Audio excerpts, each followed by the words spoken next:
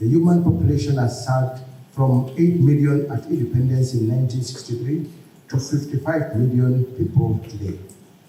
Farms, settlement, and infrastructure now push relentlessly into wildlife vigilance.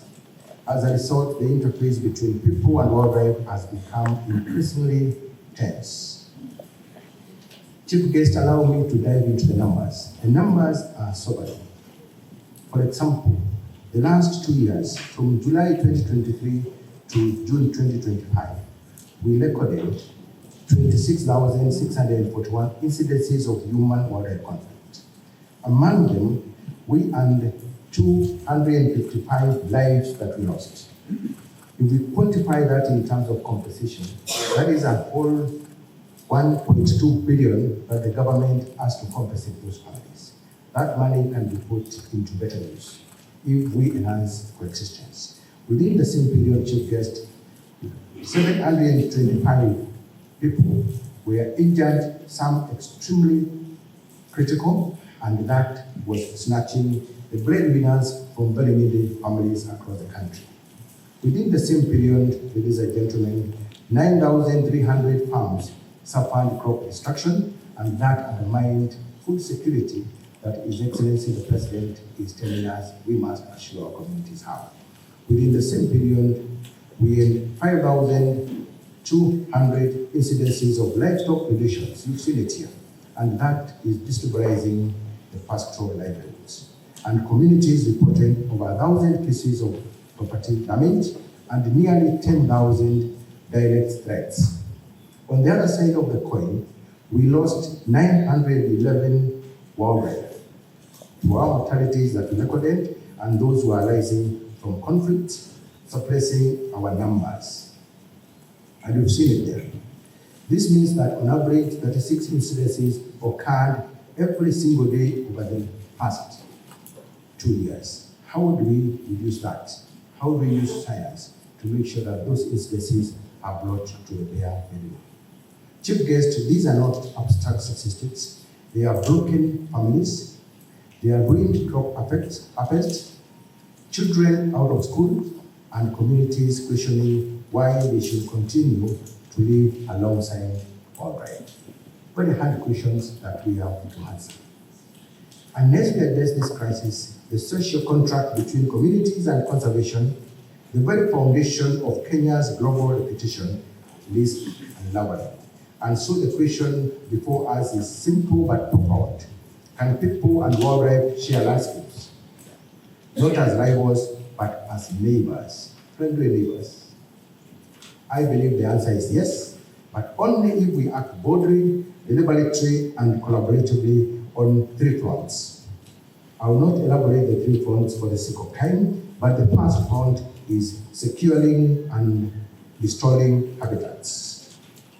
Kenya has conserved close to 20% of the land mass for wildlife conservation, 8.2 are national parks and national reserves, and 12% are community and private conservancies, and this is an extraordinary achievement.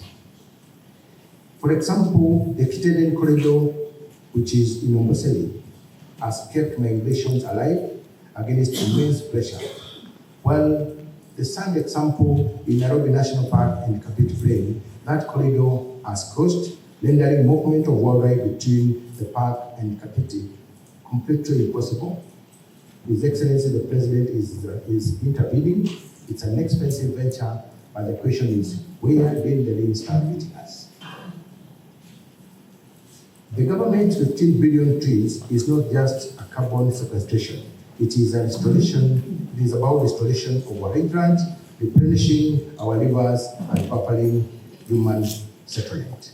But the truth is, unless we secure and expand ecological spaces, human-wildlife conflict will only intensify. Therefore, habitat security is the first insurance policy for coexistence. The next thing that we need to do, ladies and gentlemen, is to empower our communities. The severest impact of human-wildlife conflict are borne by the small-scale farmers and pastoralists and households living at the forefront. You've seen it here. They are both the victims and the potential custodians of wildlife. we can turn the coin on either side and take advantage of the communities. If you look at the conservancies that we have established, close to 6.5 million hectares, they are supporting over 2 million people across this country.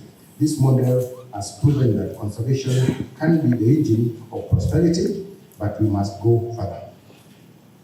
We must strengthen and expedite conservation frameworks.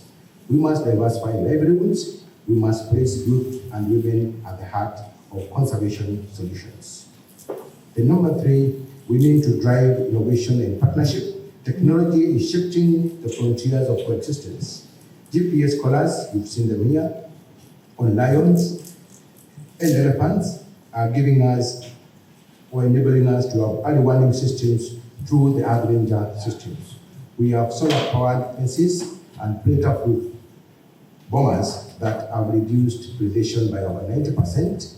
We have bio-boundaries, and these are easily used in South Africa, where we have the seed mat to deter wild dogs, and it has shown that behavioral science can be practical.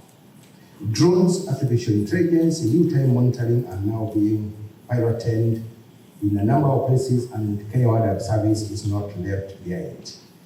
And at the same time, if you look through the standard gauge railway, one of our longest infrastructure, we were able to create underpasses and overpasses in Sabo that have demonstrated that infrastructure and conservation need not be adversaries, and development can and must be guided by science. But ladies and gentlemen, let us be clear that data and technology alone cannot solve this problem. Coexistence demands partnerships, and that is why we are bringing all of you here.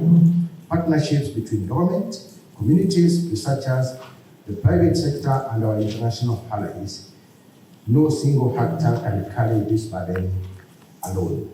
And coexistence is not easy, and this is my call to action. To the government, we need to lead boldly and make conservation a national priority, embedded in every plan, every budget, every decision. And I am happy our chief guest has clearly pronounced himself on that. And we need to take that lead and see how we embed conservation into every part of our government. To our citizens, choose stewardship over indifference, protect the heritage that has been protecting us. To our communities, stand as partners, not bystanders. Coexistence begin at your doorstep. To the private sector here, invest with vision, turn conservation into enterprise and enterprise into opportunity. And to our international partners, work with Africa. Our world right is your heritage too. A trust we must safeguard together. To the researchers, scientists, and innovators here, break boundaries. Let science light the path to solutions we have not yet imagined.